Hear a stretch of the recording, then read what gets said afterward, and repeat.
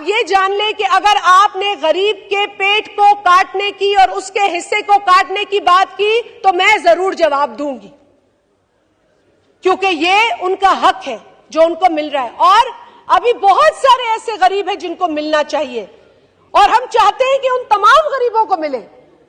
उन तमाम कम आमदनी वाले घरानों को बेनजीर इनकम सपोर्ट प्रोग्राम मिलना चाहिए जिसके वो मुस्तहक है।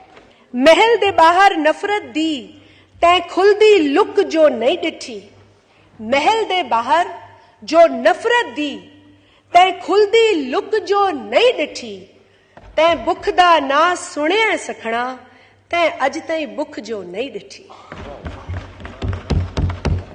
तो सर, ये मैं उन लोगों के लिए कहना चाहती हूं कि खुदारा, जब आप गरीब के पैसे को काट कर जहां भी लगाना चाहते हैं, खुदारा आप उनके हालात पर रहम खाएं।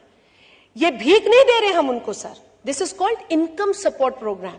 ये उनकी जो लो इनकम है उसको सपोर्ट करता है। सो प्लीज अपने जहनों से, एक सेनेटर साहब ने भीख का लफ्ज, और I take offence to that word, this is not charity, this is not खैरात, this is the vision of welfare state.